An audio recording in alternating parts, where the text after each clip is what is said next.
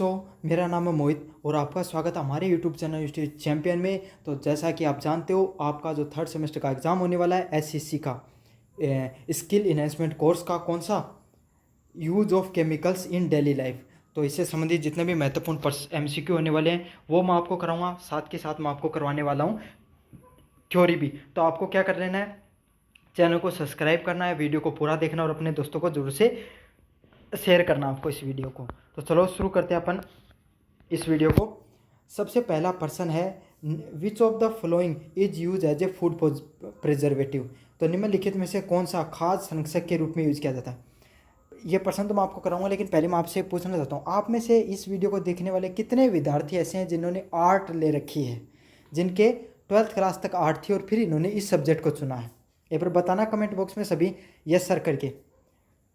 निम्नलिखित में से कौन सा खाद्य संरक्षक के रूप में जाना जाता है, कौन सा फूड प्रिजर्वेटिव होता है। तो सोडियम बेंजोइट है, उसको खाद्य संरक्षक के रूप में जाना जाता है। अब थे सोचोगे खाद्य संरक्षक क्यों है।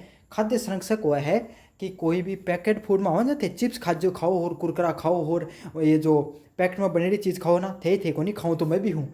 तो उन्हें बचान के लिए गले नहीं, उनके अंदर बदबू नहीं आवे, मतलब फंगस वगैरह नहीं लगे, तो इन्हें बचाने के लिए उनके अंदर कुछ केमिकल डालने जाए, उन्हें क्या बोले जाए, सोडियम बेंजोइट बोले जाए। समझ में आ गई। तो जहाँ पर आपको खाद्य संरक्षक दिखे और सोडियम को नाम दिखे, सोडियम बेंजोइट को, समझो, तो उसको क्या कर देना, आपको उस ऑप्शन को टिक कर देना है। हाँ, तो मैं इसलिए पूछ रहा था आपसे, आपने बहुत बड़ी गलती की है इस सब्जेक्ट को चुनकर।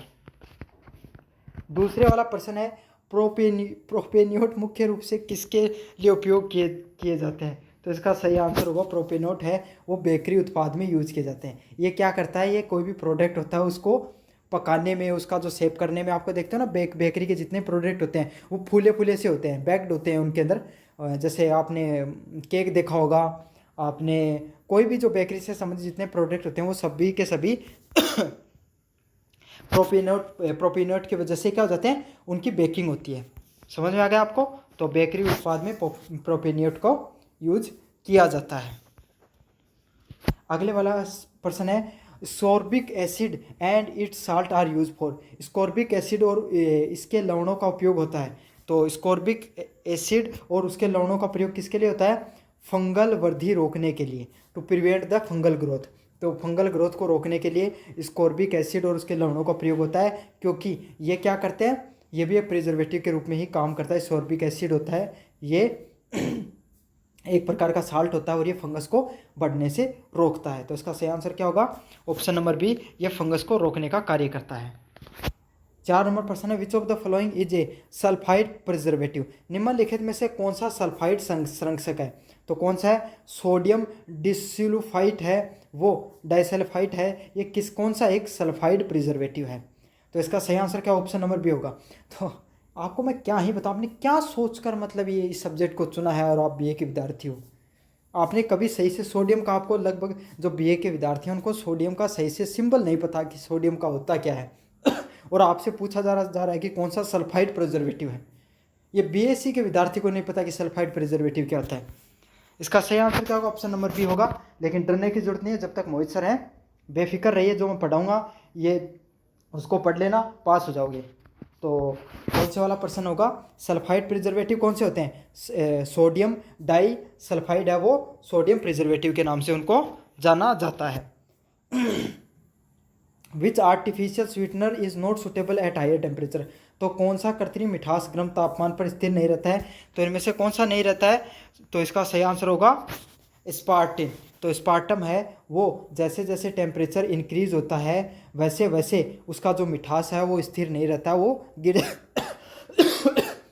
जाता है। तो इसका सही आंसर क्या, ऑप्शन नंबर बी होगा, स्पार्टम है वो कृत्रिम मिठास होता है और गर्म तापमान पर स्थिर नहीं रहता है। तो इसका आंसर क्या होने वाला है, ऑप्शन नंबर बी होने वाला है, स्पार्टम इसका सही उदाहरण है। अगले वाला है, सैकरीन क्या है। तो सैकरीन क्या होता है, बिना कैलोरी वाला कृत्रिम मिठास। तो आपने वो सुना होगा ना कि ये जीरो शुगर वाले प्रोडक्ट होते हैं और वो मीठे भी होते हैं, तो उसमें क्या डाला जाता है, उसमें सैकरीन को ही डाला जाता है। तो इसमें कैलोरी नहीं होती है और कृत्रिम एक प्रकार का मिठास होता है। इसका सही आंसर क्या होने वाला है, ऑप्शन नंबर बी होने वाला है। आर्टिफिशियल स्वीटनर होते हैं जिसमें कोई भी कैलोरी नहीं होती है। अगले वाला प्रश्न है which sweetener is banned in some countries. तो कुछ जो कंट्रीज होती हैं उसके अंदर कौन सा मिठास है उसको बंद किया गया है, सोडियम साइक्लोमेट को क्या किया गया है, आपको उसको बैन कर दिया गया है। साइक्लोमेट को अब बैन कर दिया गया है क्योंकि एक मतलब एक मादक पदार्थ के रूप में भी इसका कार्य होता है, शरीर के लिए हानिकारक भी हो सकता है ज़्यादा मात्रा में लिया गया तो इसको। तो सही आंसर क्या होगा, साइक्लोमेट है वो क्या होता है, प्रतिबंधित कर दिया गया है। तो साइक्लोन होते हैं, साइक्लोन का नाम तो सुना होगा आपने, चक्रवात का। तो चक्र ऐसे समझ लो, सोडियम साइक्लोट के नाम से याद कर लो कि साइक्लोन को प्रतिबंध कर दिया गया है ताकि वो नुकसान ना पहुंचाए आपको। डुल्सिन वाज बैंड बिकॉज, डुल्सिन को क्यों प्रतिबंध किया गया है, क्योंकि ये वैसिला होता है और कैंसर कारक होता है, मतलब इससे कैंसर उत्पन्न हो सकता है, इसलिए डोल्सिन को क्या कर दिया गया, प्रतिबंधित कर दिया गया है। तो डोल्सिन होता है वो क्या कर सकता है, एक प्रकार का वैसिला पदार्थ होता है और इसमें कैंसर भी हो सकता है इसका अगर सेवन करने से। तो इसका सही आंसर क्या होगा, ऑप्शन नंबर सी होगा। 9 नंबर प्रश्न है which is the permitted artificial sweetener. तो निम्नलिखित में से कौन सा एक स्वीकृत कृत्रिम मिठास है। तो ऐसा कौन सा कृत्रिम मिठास है जिसको आप डाल सकते हो चीज़ों में, तो कौन सा, एस्पार्टम। एस्पार्टम एक स्वीकृत क्या है, मिठास को यूज, कृत्रिम मिठास को यूज करने वाला प्रोडक्ट है। वेनिलिन का उपयोग किस लिए होता है, तो कृत्रिम स्वाद द्रव्य के लिए, आर्टिफिशियल फ्लेवरेंट एजेंट के रूप में किसका प्रयोग होता है, वेनिलिन का प्रयोग होता है। कृत्रिम स्वाद द्रव्य देने के लिए वेनिलिन का प्रयोग होता है। 11 नंबर प्रश्न है which compound give fruit like aroma in foods. तो खाद में फल जैसा सुगंध देने वाला कौन सा यौगिक होता है, तो कौन सा होता है, एक्रेलिक एस्टर। तो एस्टर होता है ना वो फल फ्रूट जैसी सुगंध उसके अंदर आती है, तो उसको क्या बोला जाता है, अल्काइल एस्टर के नाम से उसको जाना जाता है। तो ये मोस्ट इंपॉर्टेंट पर्सन है एस्टर वाला, ये काफ़ी बार कंपटीशन एग्जाम में भी आपको देखने को मिल सकता है। कई बार सेंट को ले आओगे जब मैं फूल पौधा जाएंगी सुगंध आओ, तो वो की कारण हो, एस्टर का कारण हो है, एक एस्टर केमिकल है जिन फूल पौधा की जाए की क्या है, सुगंध आवे। MSG monosodium glutamate is commonly added to. MSG monosodium glutamate आमतौर पर किस में डाली जाती है, तो किस में डाली जाती है, सूप और नूडल्स में इसको ग्लूटामेट को डाला जाता है। तो गट्टा के लिए सूप ने, इसे याद कर लियो ग्लूटामेट ने। समझ में आ गया आपको।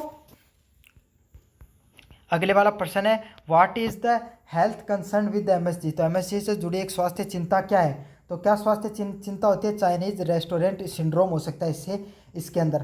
तो MSG से क्या होता है, चाइनीज रेस्टोरेंट सिंड्रोम है वो किससे जुड़ा हुआ है, MSG से जुड़ा हुआ है।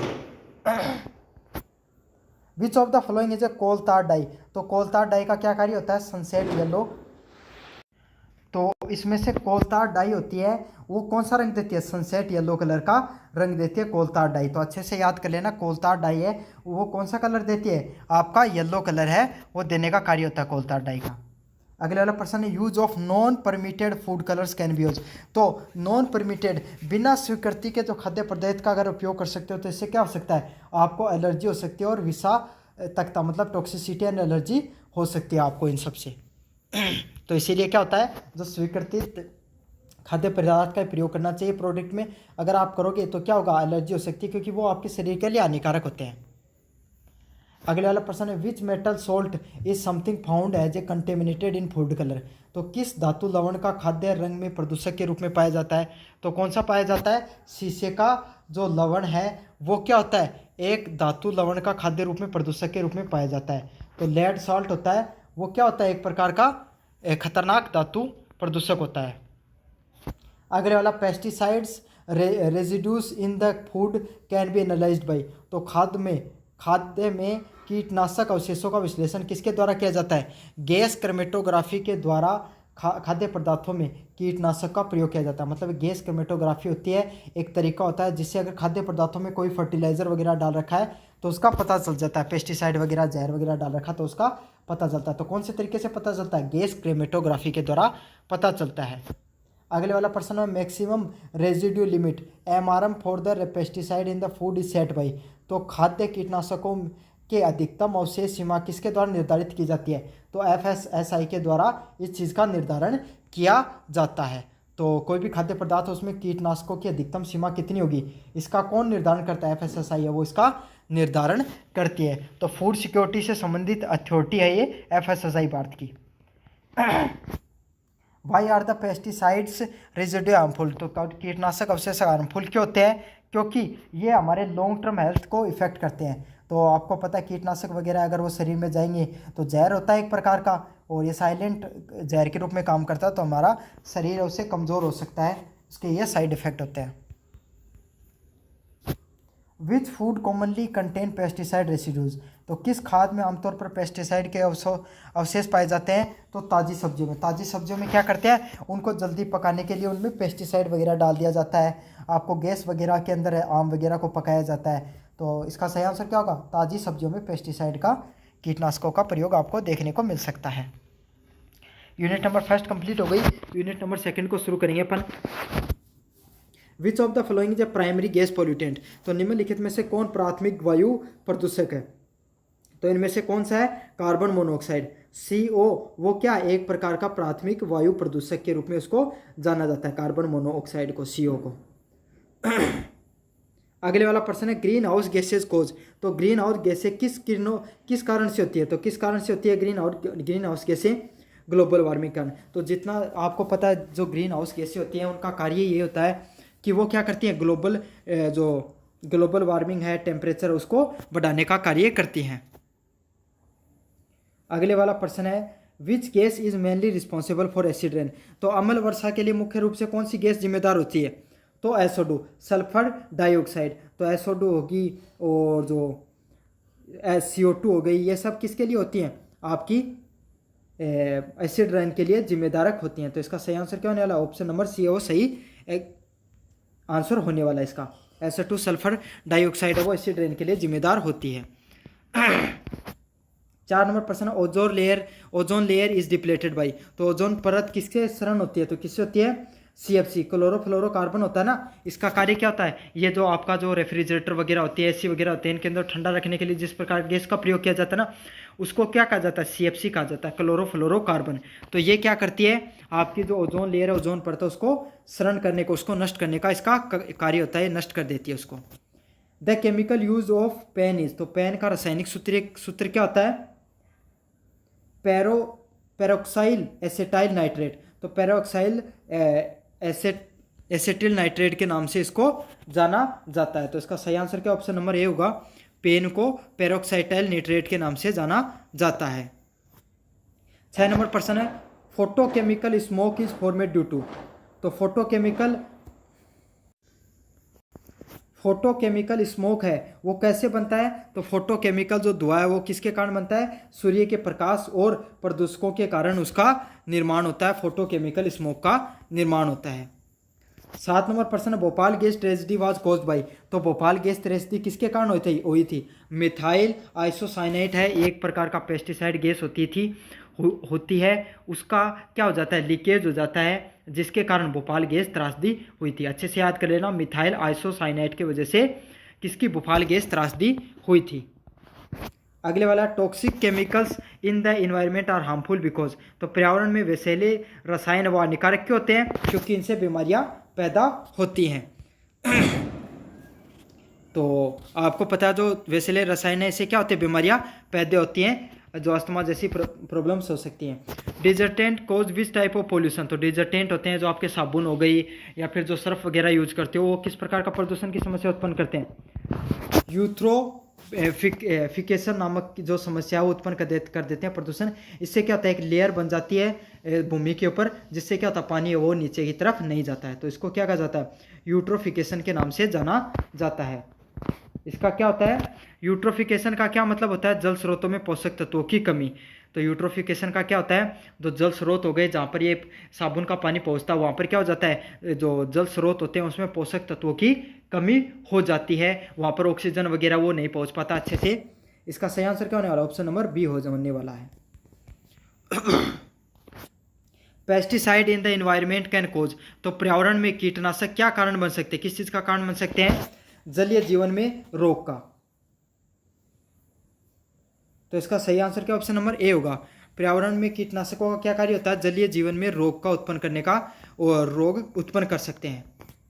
12 नंबर प्रश्न है, heavy metal pollution is caused by. तो भारी धातु प्रदूषण किसके कारण होता है? शीशा हो गया, पारा हो गया, कैडमियम हो गया, इसके वजह से हैवी मेटल पोल्यूशन है वो कॉज होता है। भारी धातु का प्रदूषण वो इसके द्वारा होता है। तो इसका सही आंसर क्या होगा? Option number B, lead, mercury and cadmium के द्वारा भारी धातु प्रदूषण होता है। 13 नंबर प्रश्न है, which of the following is not a heavy metal. तो इनमें से कौन सा भारी धातु नहीं है? तो इनमें से कौन सा नहीं? हीलियम है, वो एक प्रकार की भारी धातु नहीं है। बाकी पारा, शीशा, जिंक है, ये भारी धातु होती हैं और ये शरीर में चली जाती हैं तो आपको बीमारियां होने का चांसेस रहता है। जबकि हीलियम क्या एक प्रकार की गैस होती है। हीलियम आपको पता है गुब्बारा वगैरह में बनने के लिए कार्य किया जाता है उसका। Solid waste can be manage by. तो ठोस कचरे को निपटारण किस प्रकार से किया जा सकता है? तो दहन करके, उसको जलाकर ठोस कचरे का निपटारण आप कर सकते हो। तो इसका सही आंसर क्या होगा? ऑप्शन नंबर बी होगा। इंसिनेशन या दहन के द्वारा ठोस कचरे को आप क्या कर सकते हो? निपटा सकते हो। तो इलेक्ट्रॉनिक रूप से भी काफ़ी बार जो इस कचरे को जलाया जाता है, जिससे क्या होता है? धुआं वगैरह नहीं फैलता है। अगला प्रश्न है, industrial liquid waste is treated by. तो औद्योगिक तरल कचरे का उपचार कैसे होता है?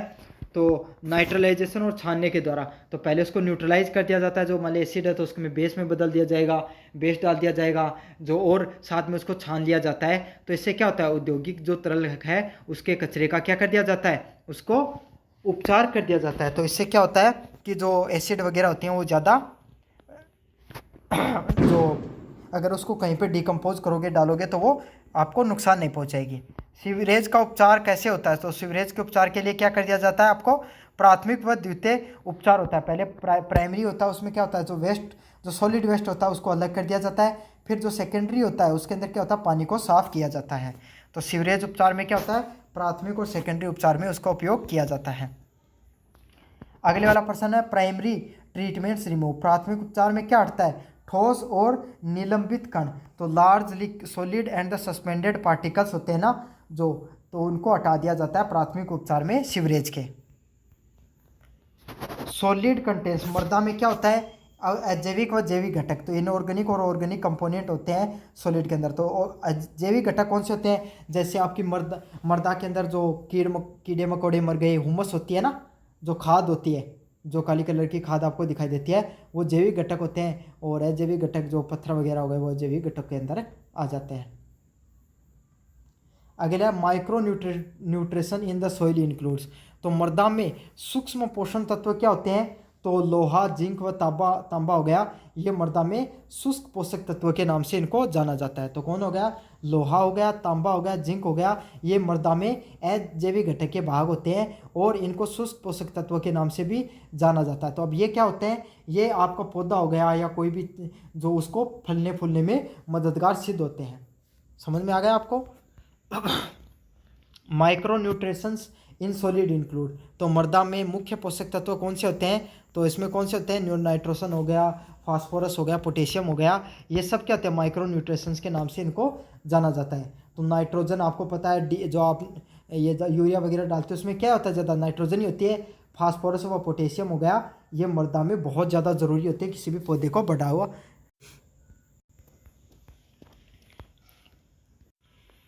अब बढ़ेंगे अपन यूनिट नंबर 3 की तरफ। Vitamin A is essential for. तो विटामिन ए का कहाँ प्रयोग होता है? तो नाइट विजन में। तो रात्रि 2 अगर आपके पास विटामिन ए की कमी होती है तो आपके शरीर में कौन सा रोग हो सकता है? नाइट विजन, रतौंधी रोग हो सकता है। समझ में आ गया आपको? तो नाइट विजन के लिए आपको कौन सा विटामिन लेने की आवश्यकता होती है? मजबूत करने के लिए विटामिन ए लेने की ज़रूरत होती है। दूसरे वाला प्रश्न है, डिफिशियंसी ऑफ विटामिन ए कोज। तो विटामिन ए की कमी से कौन सा रोग होता है? नाइट ब्लाइंडनेस, मैंने बताया था, रतौंधी रोग है वो आपको हो जाता है, रात को चीज़ें दिखनी कम हो जाएंगी। तो ये किसके वजह से होता है? नाइट विटामिन ए की कमी की वजह से होता है। Vitamin B complex is mainly is found in. तो विटामिन बी कॉम्प्लेक्स है वो मुख्यतः किस में पाया जाता है? वो पाया जाता है साबुत अनाज और दालों के अंदर है वो विटामिन जो आपका बी है वो पाया जाता है। समझ में आ गया? तो साबुत अनाज हो गई, दाल हो गई, उनके अंदर कौन सा पाया जाता है? विटामिन बी पाया जाता है। 4 नंबर प्रश्न है, विटामिन B1 की कमी से क्या होता है? तो विटामिन B1 की कमी से क्या होता है? बेरी होता है। तो बी से बेरी शुरू होता है, B1 से क्या होता है? बेरी रोग भी होता है। तो आपको ऐसे याद कर लेना है, बेरी रोग B1 से शुरू होता है। विटामिन सी किसके लिए हेल्पफुल होता है? तो त्वचा, इम्यूनिटी और जो स्किन हेल्थ के लिए कौन सा विटामिन जरूरी होता है? विटामिन सी है वो हमारे स्किन के लिए, त्वचा के लिए और इम्यूनिटी के लिए इसका यूज में लिया जाता है। कौन से विटामिन को? विटामिन सी को यूज में लिया जाता है। अगले वाला प्रश्न है, deficiency of the vitamin C causes. तो विटामिन सी की कमी से कौन सा रोग हो सकता है? स्कर्वी रोग है वो विटामिन सी की कमी से हो सकता है। तो आपको याद करना है, जो स्कर्वी रोग है वो कौन से की वजह से होता है? विटामिन सी की कमी से होता है। आगे एक वाले प्रश्न की तरफ बढ़ें। Vitamin D is naturally obtain from. तो विटामिन डी स्वाभाविक रूप से किस में प्राप्त होता है? तो सूर्य की रोशनी होती है, उसके अंदर विटामिन डी पाया जाता है। और जो विटामिन डी है इसका कार्य क्या होता है? यह आपके शरीर में जो हड्डियाँ होती हैं उनको मजबूत बनाने का कार्य करता है। तो इसीलिए आपको कहा जाता है कि आपको हमेशा, खास करके सर्दियों में और या गर्मियों में, सुबह सुबह आपको हमेशा धूप लेनी चाहिए। इससे क्या हो कि आपकी हड्डियाँ वो हमेशा मजबूत रहेंगी। हड्डियों में चटकने की आवाज़ आ गई या फिर जो घुटनों में दर्द वगैरह की समस्या आपको बहुत ज़्यादा कम हो जाएगी। अगले वाला प्रश्न, डेफिशिएंसी ऑफ विटामिन डी कोज। तो विटामिन डी की कमी से कौन सा रोग होता है? रिकेट्स रोग है वो विटामिन डी की कमी से ही होता है। तो कौन सा रोग होता है? विटामिन डी की कमी से रिकेट्स नामक रोग है वो विटामिन डी की कमी से होता है। अगले वाला प्रश्न है, विटामिन ई एक्ट एज। तो विटामिन ई किसका कार्य करता है? विटामिन ई कार्य करता है एंटीऑक्सीडेंट्स का। समझे, आपके शरीर में जो जहरीले पदार्थ होते हैं उनको निकालने का कार्य किसका होता है? विटामिन ई को होता है। ये एंटीऑक्सीडेंट्स के रूप में कार्य करता है। अगले वाला प्रश्न है, विटामिन के इज रिस्पॉन्सिबल फॉर। तो विटामिन के का क्या क्या कार्य होता है? आपको ब्लड का क्लोटिंग, रक्त का थक्का जमाने का कार्य करता है। तो आपको पता है, आपके लग जाती है तो तुरंत उस पर क्या हो जाता है? खून का धब्बा जम जाता है वहाँ पर, है ना। ब्लड की क्लोटिंग हो जाती है और वो क्या हो जाता है? उससे फिर खून बहना रुक जाता है। तो वो इसीलिए रुकता है क्योंकि ब्लड क्लोटिंग हो जाती है। और ब्लड क्लोटिंग है, खून का थक्का, वो क्यों जमता है? थाइरोसिन नामक के हार्मोन होता है उसके वजह से जमता है। और वो कैसे बनता है? विटामिन के कारण बनता है। अगले वाला प्रश्न है, edible oil are mainly compose of. तो खाद्य तेल मुख्य रूप से किससे बने होते हैं? तो ये ट्राइग्लिसराइड से बने होते हैं। तो खाद्य तेल होते हैं ये किससे बनते हैं? ट्राइग्लिसराइड्स है नामक कोई केमिकल होता है, उससे ये बने होते हैं। अगले वाला प्रश्न है, तेल में खट्टापन, रेंसिडिटी का क्या मतलब होता है? तो तेल में बदबू आना या वैसेला हो गया, तो इसका मतलब क्या हो गया? तेल में खट्टी खट्टी आपको सुगंध वगैरह आने लग जाए तो समझ देना कि आपका तेल है वो वैसेला हो गया, जहरीला हो गया। और उसमें पता कैसे चलेगा कि वो वैसेला हो गया? उसमें बदबू आनी शुरू हो जाएगी और उसको क्या कहा जाता है? रेंसिडिटी या खट्टापन के नाम से जाना जाता है। अर्जिमोनियन ऑयल इज कॉमनली अडल्टेड। तो अर्जिमोन तेल आमतौर पर किससे मिलाया जाता है? तो किस में मिलाया जाता है? सरसों के तेल में अर्जिमोन तेल को मिलाया जाता है। तो इसका सही आंसर क्या होगा? और सरसों के तेल में कौन सा तेल बनाया जाता है? अर्जिमोन तेल बनाया जाता है, तेल मिलाया जाता है। Consumption of argemone oil can lead to. तो आर्जिमोन जो तेल है वो किसके सेवन से हो सकता है? तो किसके सेवन से हो सकता है? एपिडेमिक डोर्सी जो नामक चीज़ों से हो सकता है आपको। A simple test to detect the mineral oil in edible oil is. तो खाद्य तेल में मिनरल ऑयल की जांच करने का सरल परीक्षण क्या होता है? कागज परीक्षण, पेपर टेस्ट के द्वारा आप खाद्य जो तेल है उसमें मिनरल तेल मिलाया गया नहीं मिलाया गया, इससे आप पता कर सकते हो। तो खाद्य टेस्ट है वो किससे संबंधित होता है? खाद्य तेल में मिनरल ऑयल मिलाने से संबंधित होता है। कि अगर कोई भी भाई मिनरल ऑयल मिला दिया खाद्य तेल में तो इससे क्या हो जाता है? भाई आपके शरीर के लिए नुकसानदायक होते हैं। मिनरल ऑयल होते केमिकलों के द्वारा बनते हैं। और खाद्य तेल आपके सब ये जो सरसों वगैरह हो गया, मूंगफली हो गया, खाद्य पदार्थों से बनते हैं। तो यही होता है। इसको कैसे टेस्ट करते हैं? पेपर टेस्ट के द्वारा टेस्ट किया जाता है। Soap is chemically. तो साबुन है वो रासायनिक रूप से क्या होते हैं? एक फैटी एसिड या नमक होते हैं। तो क्या होते हैं? Salts of fatty acid are. तो जो फैटी एसिड होते हैं, जो साबुन जो रासायनिक रूप से क्या होते हैं? फैटिक एसिड या नमक के रूप में होते हैं। अगले वाला प्रश्न है, डिजर्टेंट आर एफिशिएंट इवन इफ। डिजर्टेंट कब प्रभावी होते हैं? कठोर पानी में भी प्रभावी होते हैं। लेकिन जो साबुन वगैरह होती है ना वो कठोर पानी में कार्य नहीं करते हैं, लेकिन डिटर्जेंट है वो किस में कार्य करते हैं, कठोर पानी में भी कार्य कर सकते हैं। इसीलिए डिटर्जेंट का उपयोग किया जाता है। कठोर पानी होते हैं वहाँ पे डिटर्जेंट ज़्यादा कार्य करते हैं। सोप्स आर मेड ऑफ, तो सोर्स किससे बनाए जाते हैं, सोप किससे बनाए जाते हैं, वसा व क्षार से, फैट से और अल्कलाई ऑयल से। तो आपको पता है जो आपका खराब तेल हो जाता है ना उससे सोप वगैरह को, साबुन वगैरह को बना दिया जाता है। समझ में आ गया, फैट और अल्कलाई से सोप का निर्माण होता है। जो साबुन होते हैं ना, आप कपड़े धोने वाले साबुन होते हैं, खास करके 5 भाई वगैरह की साबुन नहीं आती क्या आपकी, पीले कलर के वाली, समझ, एक तो आती है रिन वगैरह आती हैं, है ना, और एक आते हैं पीले कलर की, नहीं आती जो लोकल ब्रांड आते हैं आपके, ओसवाल ऐसे ब्रांड नहीं आते, पीले कलर की जो आपके आती हैं, उनको धोते हैं तो वो बनती हैं तेल से और इनसे फैटी से, अल्कलाई से।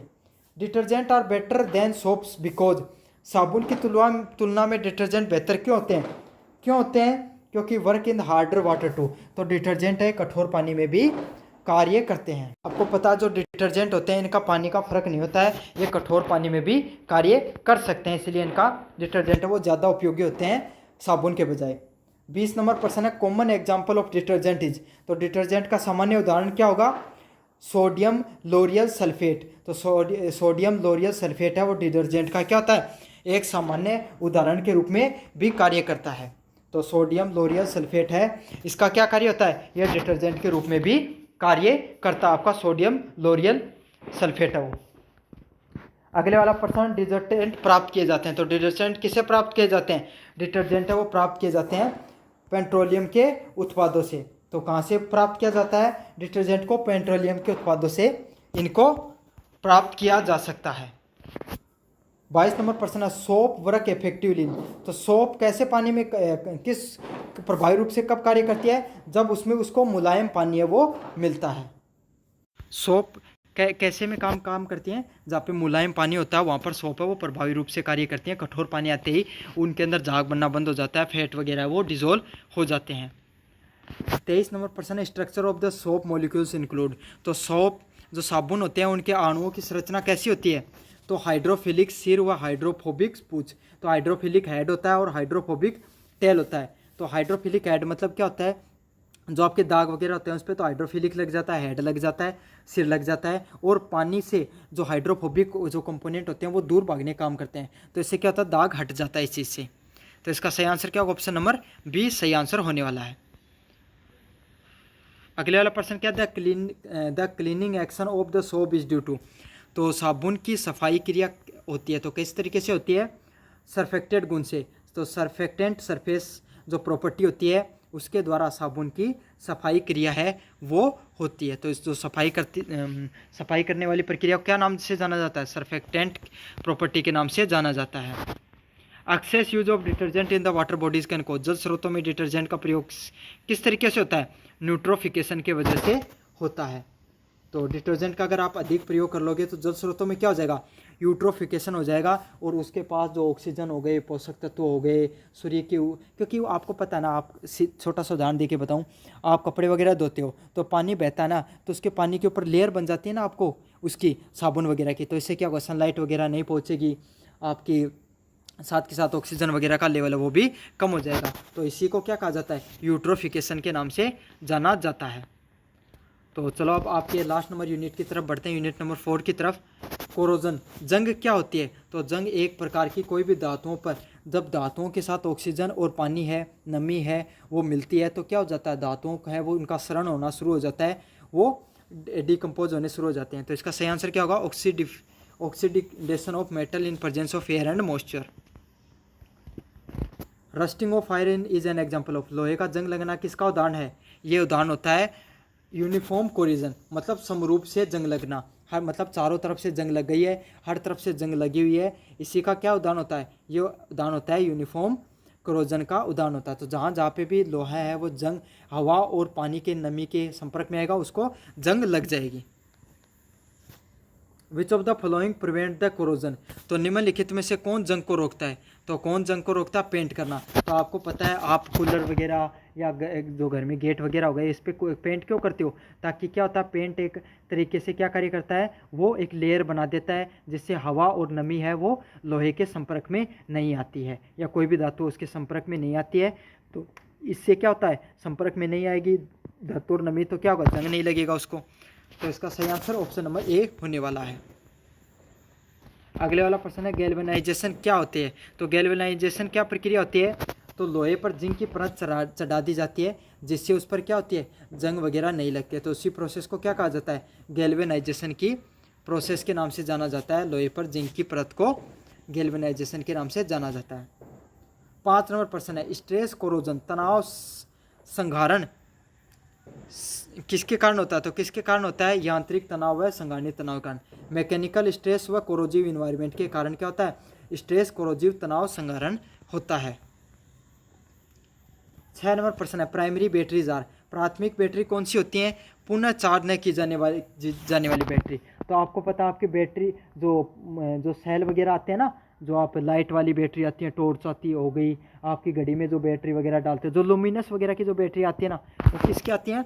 नॉन चार्जेबल बैटरी को कौन सी बैटरी बोला जाता है? प्राइमरी बैटरीज के नाम से जाना जाता है। अगले वाला है एग्जाम्पल ऑफ प्राइमरी बैटरीज। तो प्राथमिक बैटरी का कौन सा उदाहरण होता है? तो प्राथमिक बैटरी का क्या उदाहरण होगा? ड्राई सेल बैटरी है वो प्राथमिक बैटरी के नाम से उसको जाना जाता है। और जो एक घड़ी वगैरह उसमें डाले जाते हैं उनके सेल, छोटे वाले सेल आते हैं ना वो वाले। Secondary batteries are use for. तो सेकेंडरी बैटरी कहाँ पर यूज़ होती हैं? तो ये चार्जेबल बैटरीज होती हैं, उनको सेकेंडरी बैटरीज बोला जाता है। और वो कहाँ पर यूज़ होती हैं? आपके इलेक्ट्रिक जो साधन हो गए, व्हीकल हो गए, उनके अंदर इलेक्ट्रिक बैटरियों का यूज किया जाता है। अगले वाला प्रश्न है फ्यूल सेल परिवर्तित होता है। तो फ्यूल सेल क्यों परिवर्तित होता है? केमिकल टू इलेक्ट्रिकल एनर्जी में। तो फ्यूल सेल है उनका क्या होता है? आपकी जो केमिकल एनर्जी उसको इलेक्ट्रिकल एनर्जी में बदल देती है। तो जैसा कि ये नहीं होते आपके जो गाड़ी इलेक्ट्रॉनिक गाड़ी आती है, तो इसमें क्या होता है, वो केमिकल वाली बैटरी लगी होती है और वो क्या इलेक्ट्रिक एनर्जी में उसको बदल देती है। तो इसे फ्यूल सेल के नाम से जाना जाता है। हाइड्रोजन फ्यूल सेल उत्सर्जन करती है। तो हाइड्रोजन फ्यूल सेल है वो किसका उत्सर्जन करती है? जल वाष्प उसका उत्सर्जन करती है। तो हाइड्रोजन की गाड़ियाँ चलती है ना, उसमें क्या निकलता है? जल का वाटर वेपर्स हैं, जल की वाष्प वो निकलती है। 11 नंबर प्रश्न है सोलर पैनल कन्वर्ट। तो सोलर पैनल किसको कन्वर्ट करता है? सौर ऊर्जा को विद्युत ऊर्जा में कन्वर्ट करता है। सोलर एनर्जी को इलेक्ट्रिक एनर्जी में कन्वर्ट करने का कार्य होता है। अगले वाला प्रश्न है major limitation of solar energy. तो सोलर एनर्जी का मुख्य सीमा क्या होती है? तो ये मौसम पर निर्भरता करती है। तो आपको पता है ठंडा मौसम हो गया तो ये कम यूनिट ऊर्जा बनाएगी और गर्मी का मौसम है तो ज़्यादा बनाएगी। तो इसीलिए क्या होगा, रात के समय नहीं बना सकती है सोलर ऊर्जा। तो इसमें ये होती है कि मौसम पर निर्भरता करती है। रिचार्जेबल बैटरी का क्या उदाहरण होता है? तो रिचार्जेबल बैटरी का क्या उदाहरण होता है? ऑप्शन नंबर बी सही होगा। लिथियम आयन बैटरी वो रिचार्जेबल बैटरी के नाम से उसको जाना जाता है। तो लिथियम आयन बैटरी वो रिचार्जेबल बैटरी के नाम से उसको जानते हैं।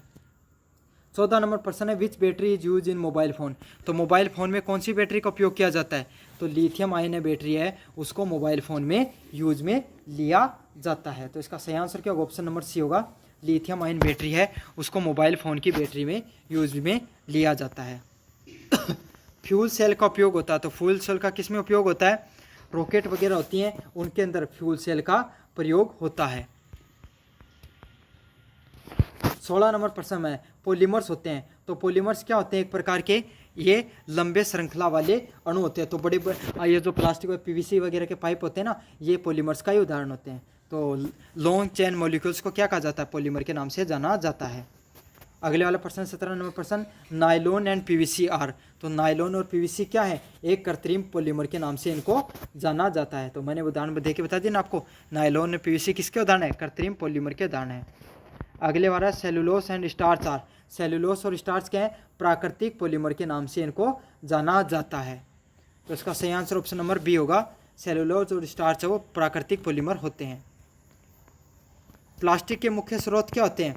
प्लास्टिक के मुख्य स्रोत होते हैं पेट्रोलियम है वो प्लास्टिक का मुख्य स्रोत होता है एक प्रकार का। अगले वाला है प्लास्टिक की मुख्य समस्या क्या होती है? तो नॉन बायोडिग्रेडेबिलिटी, मतलब वो जल्दी से गल नहीं सकता है, गैर उपघटनीय होता है। यही प्लास्टिक की एक सबसे बड़ी समस्या, सालों साल लग जाते हैं, 100 साल के आसपास लग जाते हैं एक प्लास्टिक को गलने में। 21 नंबर प्रश्न है, बायोडिग्रेडेबल पॉलीमर कौन से होते हैं? तो कौन से होते हैं? आसानी से सड़ने गलने वाले पॉलीमर को क्या कहा जाता है? बायोडिग्रेडेबल पॉलीमर के नाम से जाना जाता है।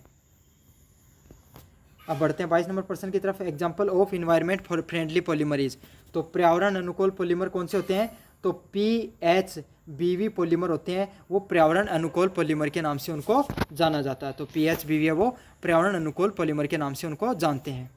23 नंबर प्रश्न, which of these is a thermosetting polymer, तो थर्मोसेटिंग पॉलीमर कौन से होते हैं? बेकेलाइट है वो किसका उदाहरण होता है? एक थर्मोसेटिंग पॉलीमर का उदाहरण होता है। तो इसका सही आंसर क्या होगा? ऑप्शन नंबर ए होगा, बेकेलाइट है वो थर्मोसेटिंग पॉलीमर का उदाहरण होता है। 24 नंबर प्रश्न है, थर्मोप्लास्टिक कैन बी, तो थर्मोप्लास्टिक क्या होता है? पिघलाकर पुनः डाले जाने वाले जो प्लास्टिक होता है उसको थर्मोसेटिंग प्लास्टिक के नाम से जाना जाता है। अब बढ़ते हैं लास्ट नंबर प्रश्न की तरफ। Strategy to reduce the plastic pollution include, तो प्लास्टिक प्रदूषण को कम करने की किसकी रणनीति है? जैव प्लास्टिक को पुनर्चक्रण के लिए, तो रिसाइकल कर सकते हो और बायो प्लास्टिक को यूज में ले सकते हो जो जल्दी से गल जाए। तो ये तो था आपका केमिकल से संबंधित, chemicals in the use of chemical in the daily life से संबंधित पेपर। अच्छे से आप पढ़ लेना और चैनल को जोर से सब्सक्राइब कर देना। धन्यवाद।